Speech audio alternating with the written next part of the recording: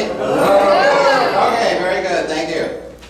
Thank you for joining us. I'm Reverend Tony Ponticello. I'm here today in San Francisco. I am going to talk about Hanukkah today. But before I talk about Hanukkah, I want to give a little acknowledgement of a significant life event. Reverend Dusa Althea and I celebrated our 27th anniversary yesterday. Yay!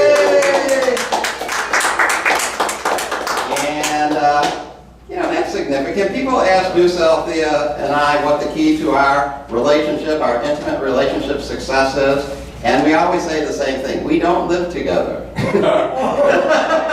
That's the key. And lest you think that I am just being light of something, let me read to you from the Prophet, which is a classic work. The Prophet is really interesting because there are all these little teachings and poems, and there's a classic one that is read in a lot of marriage ceremonies because it's on marriage. But I think it's kind of just read and people don't really think about what it says. But the Prophet, each little poem starts out, "Then Elmitra spoke again and said, and what of marriage, master?" So I'm only just going to read a little bit of this. And it says, "Aye, ye shall be together even in the silent memory of God, but let there be spaces in your togetherness, and let the wind of heavens dance between you." And then later he says, "And stand together, yet not too near together, for the pillars of the temple stand apart, and the oak tree and the cypress grow not in each other's shadow." So Reverend Dusa Althea and I stand together, but not too close together, because the pillars of the temple stand apart, and the oak tree and the cypress do not grow in each other's shadow. Anyway, but thank you, honey. Thank you for a wonderful 27 years. Woohoo! Here's to another 27. Okay, I'm going to talk about Hanukkah. So the title of my talk today is Hanukkah, the Eternal Light. So I'm going to be lighting the menorah, and you don't usually light the menorah during the day. I'm aware of that, so I don't want to offend any of the Jewish people out there. But I'm going to light the menorah as if it's this evening, and this evening will be the 8th evening of Hanukkah, which means we're lighting all the candles. So I'm going to come over here, and hopefully the striker will work here. Yeah. And the first one you light, I believe, is called the Shamus.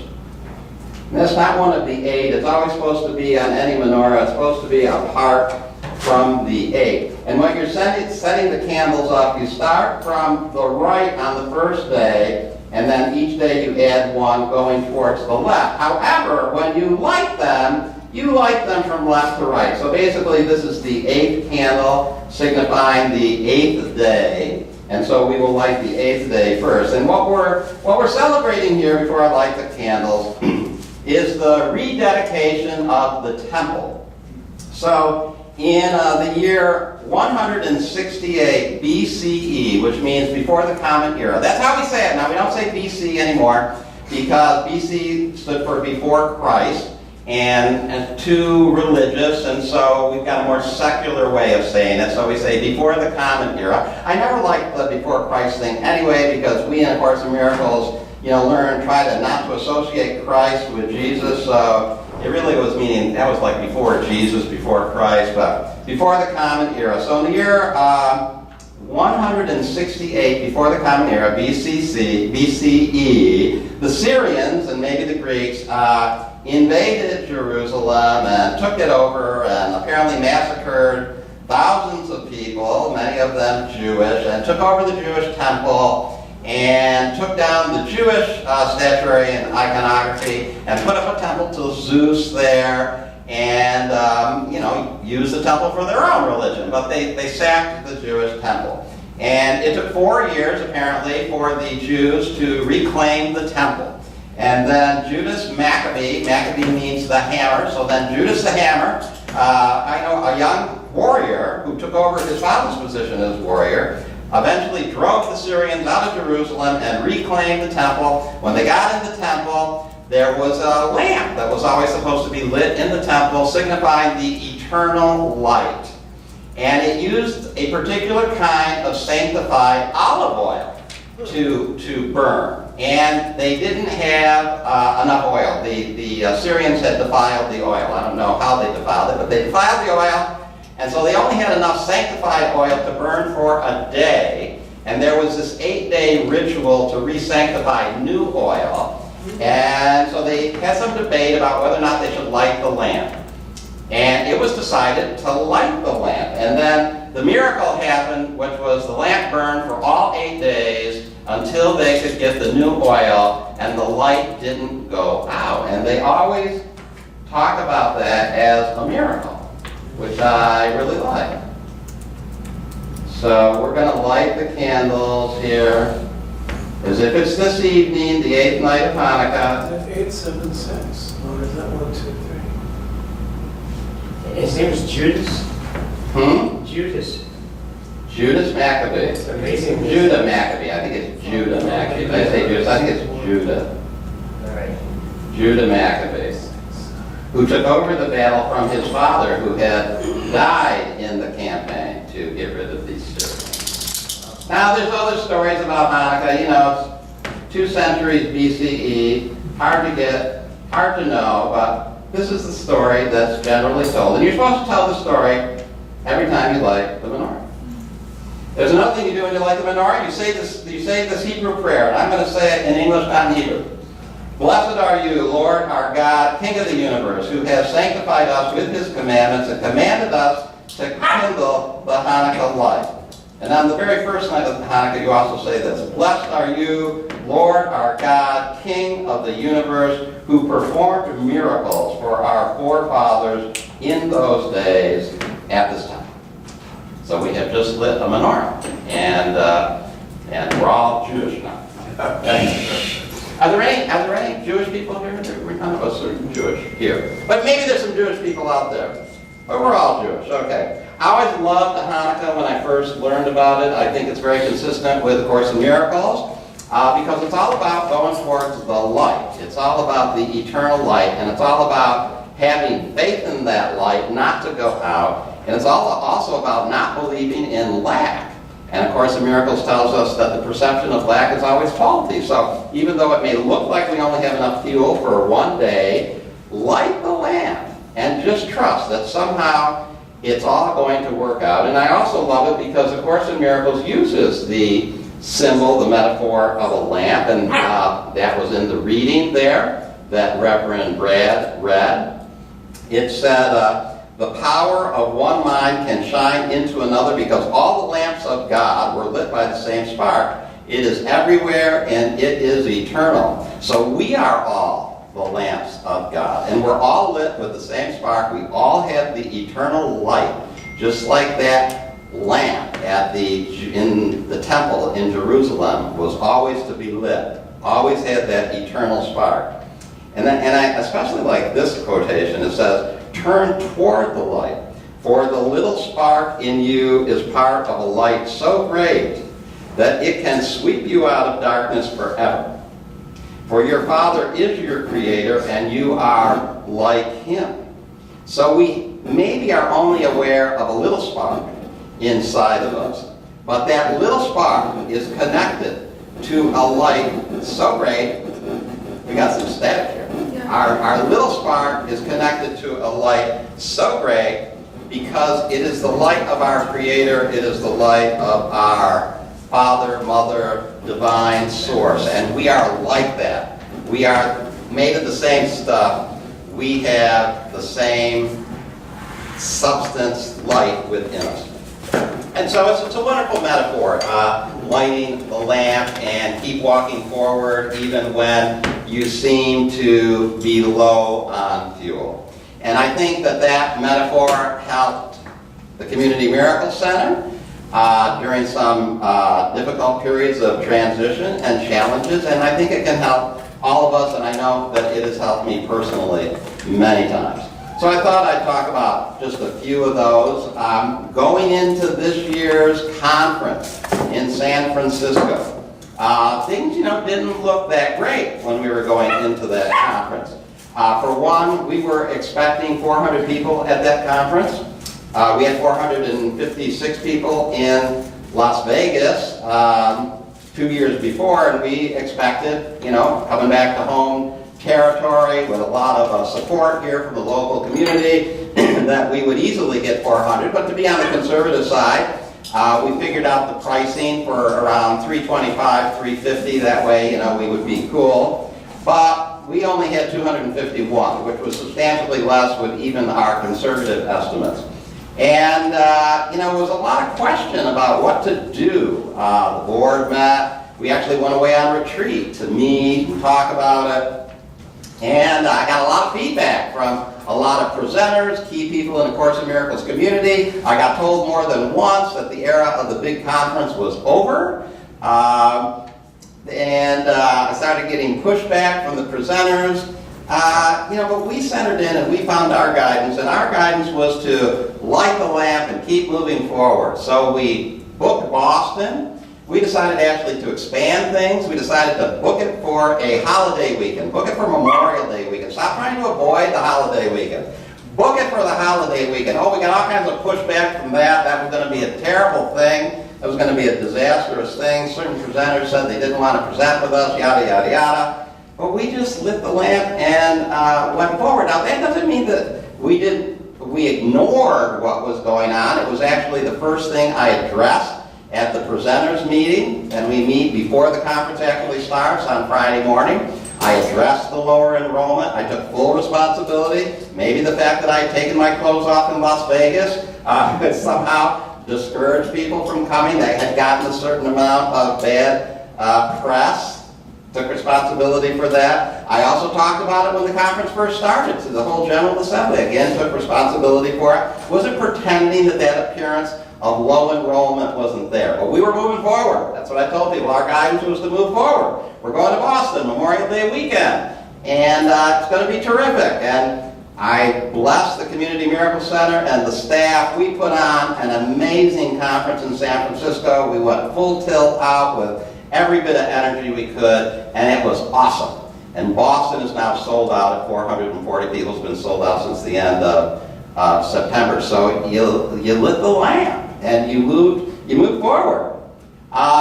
This year, Reverend Keller decided that she didn't like living in San Francisco. She wanted to move. She moved to an island in Puget Sound in the Washington state. Wanted to not work full-time anymore, just work part-time, and we had to figure out how to do all that remotely, and that was a huge technology change and challenge, and lit the lamp. Just, okay, this is what we're doing, we'll just carry forward. I don't know how we're all going to do this, but then we employ Garrett part-time, and we employ Steve now a little part-time, and somehow it's all working together. Actually, it's a broader base of support. Actually a good thing, and we're moving forward.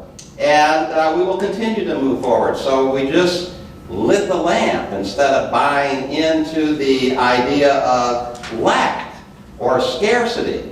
What would we do? Our assistant was no longer here. What would I do? I wouldn't have an assistant. Well, it's still a challenge sometimes. But we keep moving forward. Reverend Rudy announced that he was selling 875 Post Street, the place where we had been meeting for almost 2 years. There were issues with 875 Post Street. That wasn't ideal, but we were comfortable there. We liked going there. We'd gotten used to going there. Suddenly we had to move. What do? Do you buy into this perception of not enough fuel, not enough too much lack, not enough resources to really kind of rent the kind of space that we would like to have?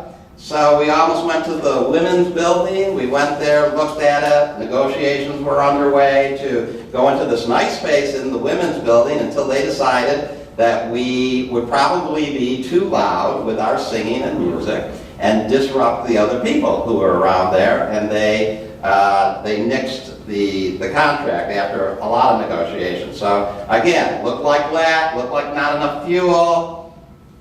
You light the lamp, you keep going forward. Suddenly Reverend Vincent had this option of us meeting here, which actually is way better than the building in the the room in the women's building, and a much better location. So the miracle manifested, but you got to keep moving forward. You know, I got some challenges in my personal life. I've got an intimate male friend that I have been involved with for 5 years, and a couple of months ago, he just decided that he no longer wanted to be involved with me anymore. And there were just some fundamental things about who I was and the way I lived my life. One of them is that I talk about my life and my relationships openly, like I am right now. But that's always been part of my teaching. That's what I do. I live by demonstration. And this Tuesday afternoon, we finally arranged we're going to have a little meeting. First time I will have seen him in 3 or 4 months, and to just have some completion about the relationship and just acknowledge it and acknowledge that it's complete. And I'm a little tense. I feel a little bit in lack. I feel rejected. You know, my ego feels rejected. I feel that there's lack, but I'm just going to light the lamp and move forward and trust that the miracle will happen. It'll be a good experience. We'll have a sense of completion, and we can move on. Absolutely. So that's that's what we do, and I trust always that the miracle is going to happen. You know, I believe Marianne Williamson, she's credited to this. I think it actually was her saying, I'm not absolutely positive. She goes, I don't believe in miracles, I depend on them. So, I mean, you know, belief is a wonderful thing, and I would probably say in conversation, I believe in miracles, but belief in miracles always implies, you know, it's not knowledge of miracles, and it always implies that, you know, I believe in them. There might be some element of doubt in there, whether or not the miracle will happen. So I have to do more than believe in miracles, and I think we all have to do more than believe in miracles. We have to depend on them. We have to light the lamp and just trust that the light is eternal, and that the light is infinite, and that the light will never go out, and that we can just move forward in faith. There's an old saying, it's a Chinese, they call it a Chinese proverb, which is a journey of 1,000 miles begins with a single step. And that's kind of like lighting the lamp, right? So the journey of 1,000 miles, even though, you know, it just seems almost infinite. And actually, in the actual Chinese translation, it's 1,000 li. But li isn't a mile. Li is like hundreds of miles. So, I mean, it's actually a journey of like 1,000,000 miles or something. It's a much larger thing than 1,000. So an infinite, it's supposed to imply infinity. An infinite journey, or a seemingly endless journey, begins with a single step. And actually, that's a saying from the Tao Te Ching. Tao Te Ching. I've showed this book before. I'm very fond of this particular book. And it's from chapter 64 of the Tao Te Ching. And the Tao Te Ching, remember, it's ancient Chinese and it's translated, and all the translations are a little different. In my book, it says the journey of 1,000 miles begins from where one stays. So it begins from where you are, in other words. So you got to start from where you are. You can't start from some other place. So I'm always, I have a fondness in my heart for this book, and I've talked about it before. It's been a while though. So, because when I moved to San Francisco, I moved here with 2 suitcases and a backpack. That's all I moved here with just a couple $100 in my pocket. I had about $2,000 that was going to get wired to me once I had established a bank account. But I didn't have access to that. You know, this was a long time ago. It was actually in 1979, which is like 39 years ago. I was 27 years old. And also, you know, I always say, you know, I had never visited. I didn't visit San Francisco before I moved here to see if I liked it. And as a matter of fact, I had never been on a commercial airline flight before. It was my first airline flight, never having visited San Francisco. I got from Ithaca, New York to New York City on a bus, dropped off in Midtown Manhattan at Penn Station, had to make my own way, cross Manhattan, so that I could get another bus to go to JFK. 27-year-old kid, really, 2 suitcases in a backpack. The only book I brought with me was this book. That was it. This was my book. I considered myself a Taoist at the time, and I just wanted something that I found solace with, and peace, and wisdom, insight. And the journey of 1,000 miles begins with a single step.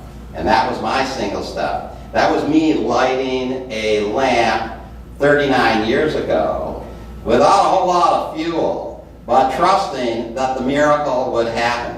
And the miracle did happen and continues to happen in my life, just like it happened for the Jewish people in the 2nd century BCE. So thank you, everybody, and